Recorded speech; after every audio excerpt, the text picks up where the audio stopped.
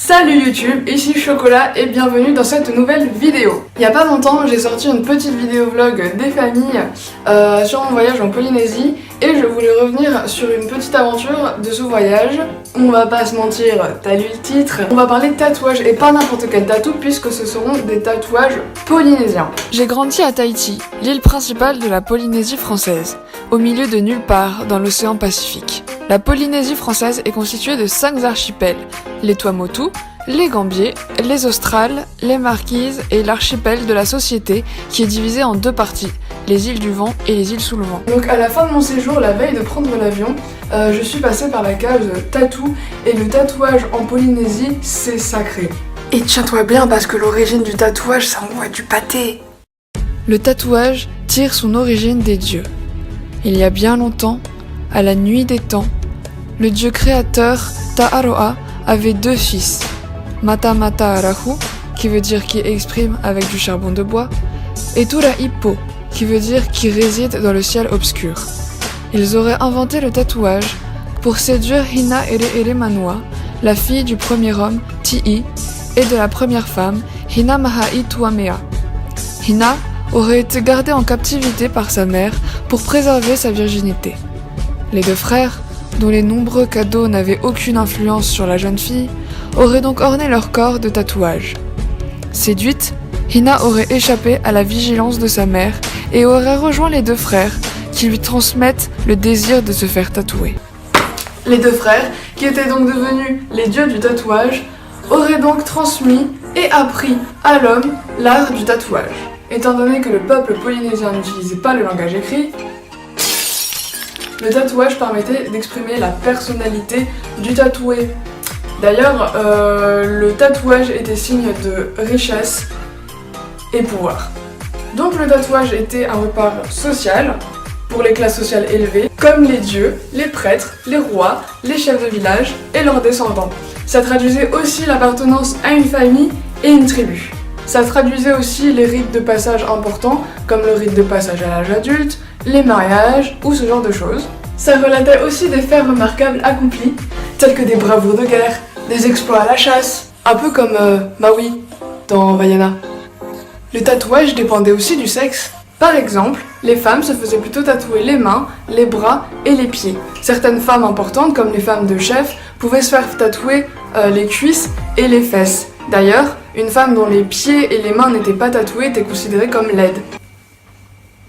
Je sais où est-ce que je vais me faire mon prochain tatouage. Les hommes, en revanche, se faisaient tatouer partout sur le corps, sauf sur le visage, à l'exception de quelques personnes de type qualitative, style les guerriers ou quelques prêtres avec des emblèmes particuliers, et sur le front et les lèvres. Donc ça picotait un peu. Comme je l'ai dit tout à l'heure, les tatouages sont un repère social. Il y a donc différents types de tatouages en fonction des différentes classes sociales. Il y avait le motif Ari pour les dieux et les prêtres, qui était héréditaire. Les chefs de clan arboraient des motifs appelés Hui Ari, et les chefs de guerre et les guerriers avaient des motifs qu'on appelle Hui Toa, Hui Raatiara ou Iatoai. Le peuple, lui, en revanche, avait des motifs que l'on appelle Manahune. Ainsi, un tatou doit être unique puisqu'il reflète l'âme de celui qui le porte. Exactement comme Maui dans Vaiana. Le processus de tatou consistait en une cérémonie comportant une seule séance, lors de laquelle les esprits et les ancêtres étaient invoqués pour rendre le tatouage parfait. Le candidat au tatou devait subir une période dite de purification, où il devait jeûner et s'abstenir sexuellement. Au moment du tatouage, le candidat était immobilisé dans un étau composé de troncs de bananier, car le processus était long et douloureux. Le tatoueur, aussi appelé tahuna, utilisait un bâton muni d'un peigne fait d'os qu'il martelait pour piquer. Le peigne était fait d'os d'animaux qui comportaient plus de mana que les os d'hommes. La notion de mana, fondation de la magie et de la religion, est l'émanation de la puissance spirituelle du groupe et contribue à le rassembler. Ainsi, l'utilisation d'os d'animaux permettait d'ancrer plus d'ancestralité dans la peau du tatoué. Le sang devait être directement essuyé car il ne devait pas toucher le sol. Les tatouages polynésiens Étant composé de symboles pour raconter une histoire, il existe donc une grande variété de symboles qui sont relatifs au domaine du sacré, au surnaturel ou au rapport de l'homme aux éléments naturels qui l'entourent, tels que la mer, l'air, le soleil, la lune, les animaux, les dieux, etc.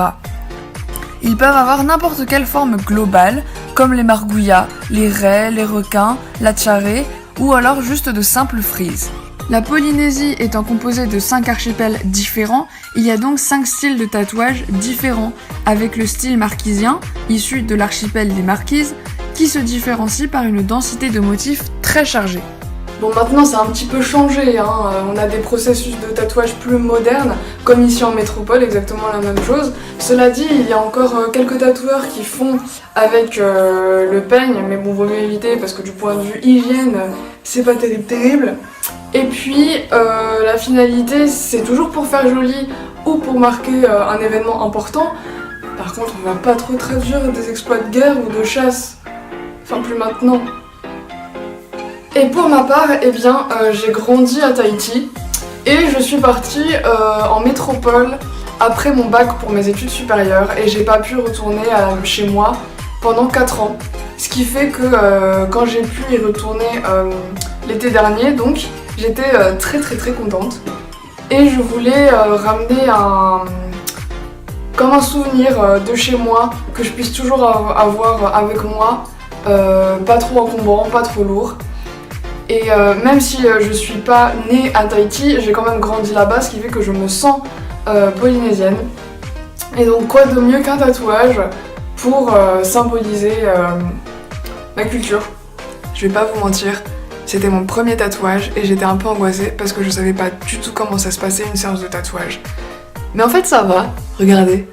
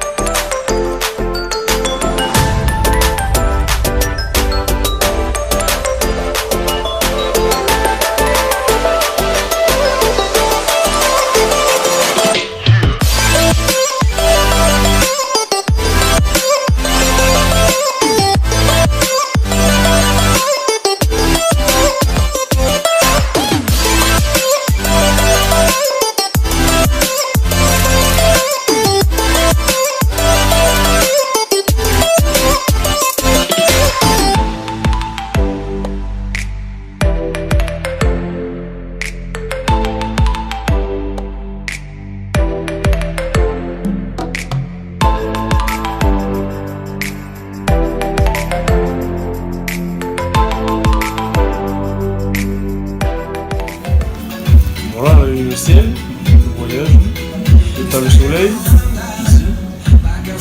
C'est vrai que j'ai besoin d'Indonésie, l'océan. Après les tikis, j'ai pas pu maintenant. Ok, pas de soucis. J'ai mis les yeux du tiki Ok, pour la protection, là. ok. Et t'as la famille,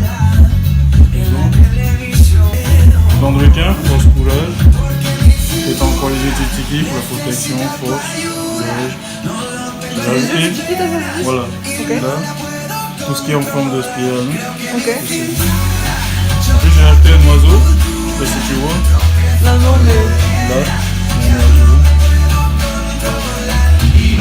Mais tout ce qui est en forme de spirale, là, par exemple, sur le voyage, Ouais. du tiki. Et t'as ça, c'est la protection. Ok.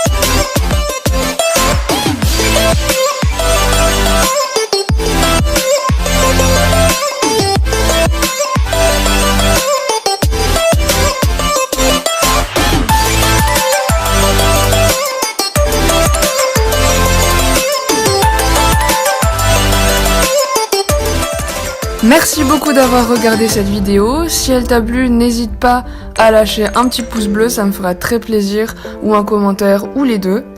Et puis à bientôt pour une nouvelle vidéo. Bisous!